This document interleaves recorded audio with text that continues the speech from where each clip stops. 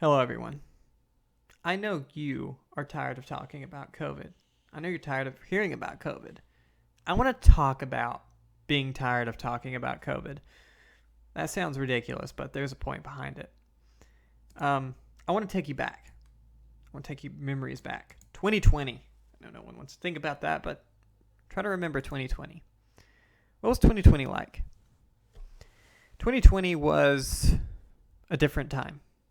I think it was rooted in a little bit of fear, a little bit of anxiety about what was coming, and just a definite collective atmosphere, more so than has recently existed in the United States history. It's very rare that the United States comes together under some collective banner to do something together. It didn't last long.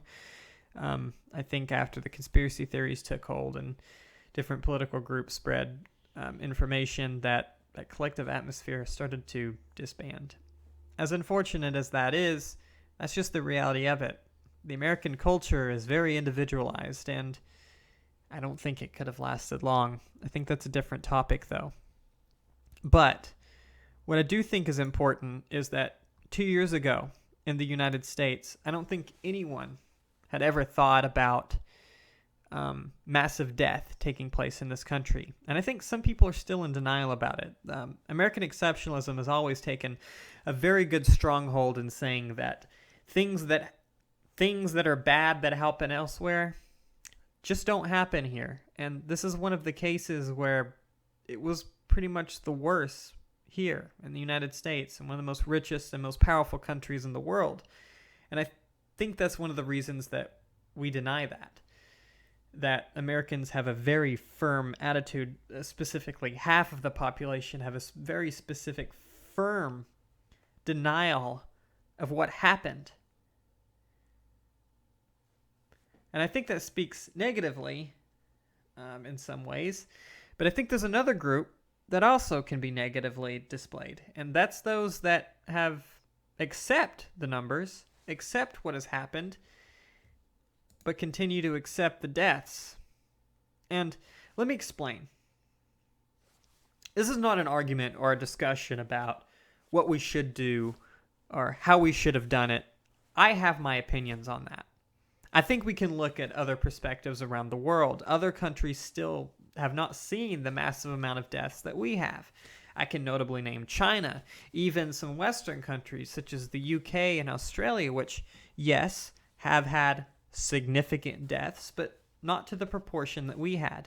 Our death toll surpassed our World War II. It surpassed our own Civil War. I think it even surpasses both combined. No, I don't think that's true.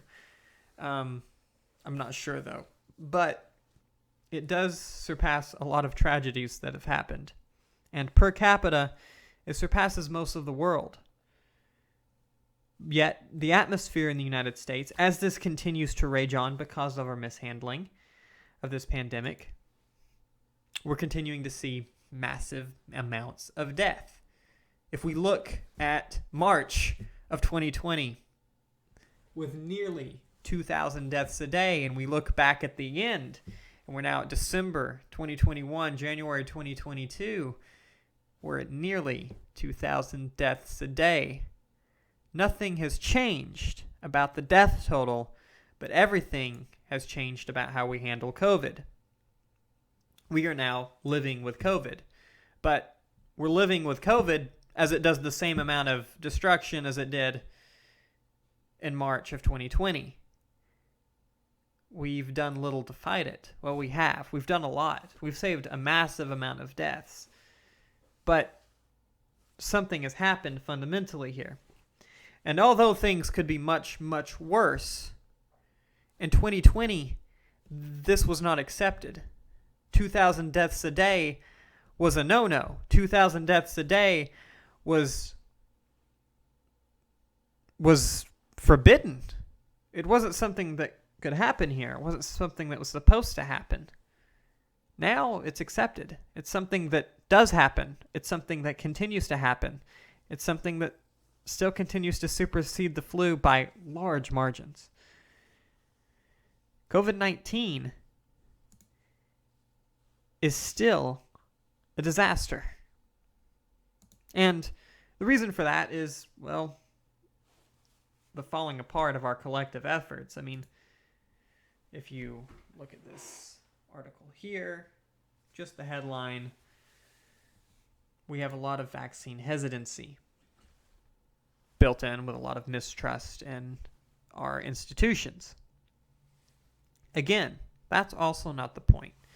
What I'm trying to drive at is the tragedy and the acceptance of tragedy. There is a saying that one death is a tragedy, but a million is a statistic. And that's exactly the psyche that's kind of portraying itself in the United States. We've merely accepted death and tragedy. But I want to talk about the two perspectives on that.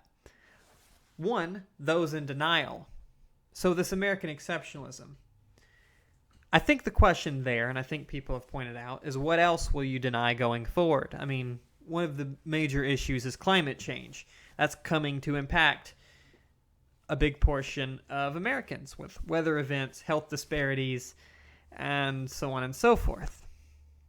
How much tragedy will we deny just so that the economy can keep running and churning? I think that's a question. Or how much will we deny? There was my bias there. How much will we deny in terms of exceptionalism, that bad things don't happen here? Right? Now, another perspective is how much will we accept? How much death will we accept before we realize that things need to be changed? And how much will we inflict upon ourselves when things have become normalized? Now, if we normalize 2,000 deaths a day from an epidemic or a pandemic, are we more likely to normalize war and tragedies that we inflict upon ourselves? Are we more likely to go to war with another country because, well, what's another 2,000 a day? I don't know the answer to that. I am fundamentally scared of that answer. 2,000 deaths a day. If we can normalize that with a pandemic, can we normalize that with war? I don't know. Can we go that far? There's a lot of detachment from a pandemic. Deaths occur in a hospital. You don't really worry about it unless it affects you or your family. I noticed that even, I think if we talk to people, if you talk to people who've experienced COVID-19 and had a death, and they tend to start worrying about COVID more. If a bunch of people have had mild cases or if it affect a family mildly, they don't seem to really care. And I think that's one thing with war, conflict, especially in the United States and how we tend to operate in countries which can't do anything overseas, over somewhere else. It never affects us, close to us, unless a family member dies in conflict or so on and so forth. Then it touches someone personally, and then it becomes a problem. But most of the time, it happens where you can't see it, where it doesn't hurt anyone, where it doesn't touch anyone. So I think that's the question about accepting death, accepting tragedy. When we normalize tragedy now, how much in the future will we continue to normalize? I think that's a dangerous answer. And that's just something I wanted to point out. So as we live with COVID, as we live with 2,000 deaths a day, how many more deaths can we live with? I think it's an interesting question. And if anyone has maybe some insight into it, I'd appreciate it. Either way, thank you for listening to this rant or whatever it was. I hope to see you next time. Peace.